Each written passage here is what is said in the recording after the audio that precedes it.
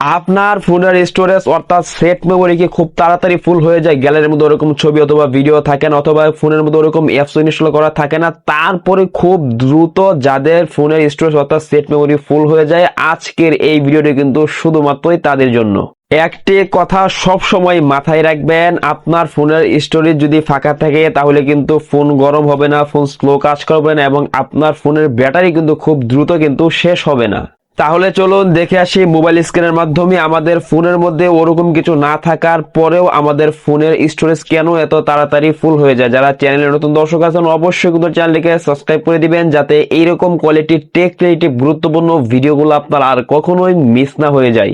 বন্ধুরা, সরাসরি চলে আসলাম মোবাইল স্ক্রিনে। আমাদের যাদের ফোনে কোনো কিছু না থাকার পরেও যাদের স্টোরেজ খুব তাড়াতাড়ি ফুল হয়ে যায়, তারা কিভাবে সেটা সলিউশন করবেন এবং কিভাবে দেখবেন কেন ফুল হচ্ছে, আজকের ভিডিওতে কিন্তু আমি সেইটাই দেখাবো। প্রথমে আমরা যে কাজটা করব, আমাদের ফোন থেকে যে সেটিংস আছে, আমরা প্রথমেই আমাদের ফোন থেকে সেটিংসে চলে যাবো। তো সেটিংসে যাওয়ার জন্য আপনারা যে সেটিংসের যে লোগো অ্যাপসটা আছে সেটাতে যেতে পারেন, অথবা আপনারা এভাবে নোটিফিকেশন বা টান দেখেন দেখে সেটিংসের লোগোটা আছে, এটার মধ্যে ক্লিক করে দিলে কিন্তু সরাসরি কিন্তু আপনারা ফোনের সেটিংসে চলে যাবেন। আমাদেরকে ফোনের সেটিংসে আসার পর আমরা সকলে একটা অপশন পেয়ে যাবে অ্যাবাউট ফোন। আমার উপরে রয়েছে, আপনাদের যদি এখানে না থাকে তাহলে আপনি নিচে থেকে স্ক্রল করে বের করে দেবেন, অথবা যে উপরে সার্চ অপশন আছে এটার মধ্যে ক্লিক করে কিন্তু আপনারা সার্চ করে বের করে দিতে পারেন। আপনারা যখন এই অপশনটা পাবেন সকলে এই অপশনের মধ্যে অ্যাবাউট ফোনের মধ্যে ক্লিক করে দিবেন, তাহলে কিন্তু আমাদের সামনে কিন্তু এরকম একটা অপশন চলে আসবে। এখান থেকে দেখেন স্টোরেজের লেখাটা আছে, সকল স্টোরেজের মধ্যে ক্লিক করে দিবেন বন্ধুরা। তাহলে কিন্তু আমাদের সামনে কিন্তু এরকম একটা ইন্টারফেস কিন্তু চলে আসবে। এখানে কিন্তু আপনার সমস্ত বিস্তারিত দেখতে পাবেন, আপনার কোন জিনিসটা কতটুকু আপনার ফোনে স্টোরেজ নিয়েছে। দেখেন এখানে আমার অ্যাপ এন্ড ডাটা রয়েছে, এখানে কিন্তু প্রায় 28 জিবি প্লাস কিন্তু নিয়েছে।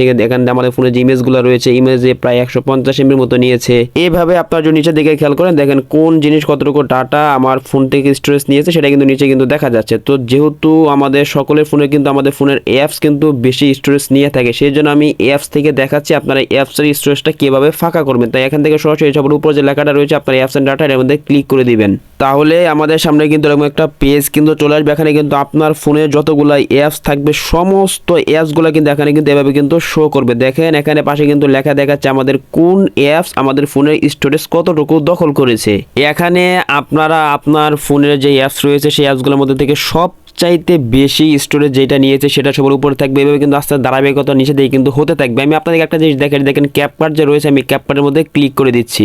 বন্ধুরা, এখানে আপনারা একটা বিষয় খেয়াল করেন, দেখেন আমার ক্যাপকাট কিন্তু প্রায় 3.41 জিবি অর্থাৎ 3 জিবি প্লাস কিন্তু আমার স্টোরেজ নিয়েছে। দেখেন এখানে আমার তো অ্যাপসের যে অ্যাপসের সাইজ হচ্ছে মাত্র 829 এমবি। এত ছোট একটা অ্যাপস হওয়া সত্ত্বেও সেই অ্যাপসটা দেখেন আমরা প্রায় 3 জিবি প্লাস কিন্তু আমার স্টোরেজটা দখল করে নিয়েছে। এটা কেন হয়েছে এখন আমি আপনাদেরকে বলি। অনেক সময় কিন্তু আমরা অনেক অ্যাপস থেকে কিন্তু অনেক কিছু ইউজ করি, অথবা অনেক কিছু দেখি, অথবা অনেক কিছু ডাউনলোড দিই, সেটা আমরা গ্যালারি থেকে কেটে দিই, কিন্তু আমরা যেই অ্যাপস থেকে ডাউনলোড করেছি সেই অ্যাপসের ভিতরে কিন্তু থেকে যায়। সেই কারণে কিন্তু সেটা কিন্তু আস্তে আস্তে কিন্তু স্টোরেজ কিন্তু দখল করতে থাকে। যখন আপনার স্টোরেজটা বেশি দখল করে নেয় তখনই কিন্তু আপনার ফোনের যে মেন স্টোরেজটা রয়েছে সেটা কিন্তু আস্তে আস্তে কিন্তু কমতে থাকে, এবং আপনার ফোন স্লো হতে থাকে এবং গরম হয়ে যায়, এবং খুব তাড়াতাড়ি কিন্তু ব্যাটারি কিন্তু শেষ হয়ে যায়। এখন আমাদেরকে স্টোরেজটা ফাঁকা করার জন্য আমরা যে কাজটা করব, আমি আপনাদেরকে একটা অ্যাপস করে দেখাচ্ছি। আপনারা সেম টু সেম আপনার ফোনের যতগুলো অ্যাপস থাকবে যেগুলো বেশি স্টোরেজ আপনার নিয়েছে, আপনারা সেম টু সেম সেই কাজগুলা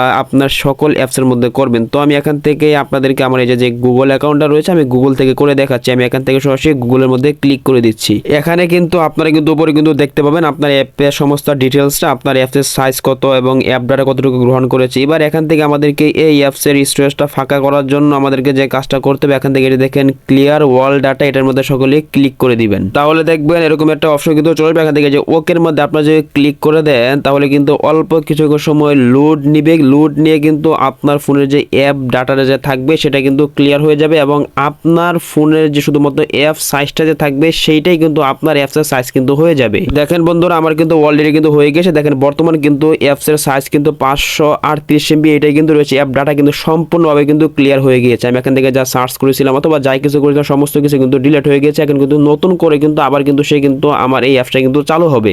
বন্ধুরা, ভিডিওটা যদি উপকার এসে থাকে অবশ্যই কিন্তু ভিডিওটাকে লাইক করতে ভুলবেন না। যারা এখনো চ্যানেলটিকে সাবস্ক্রাইব করেন অবশ্যই চ্যানেলটিকে সাবস্ক্রাইব করে দেন। দেখা হচ্ছে পরবর্তী কোনো ভিডিওতে। আজকের মতো এখানে বিদায় নিচ্ছি। আসসালামু আলাইকুম।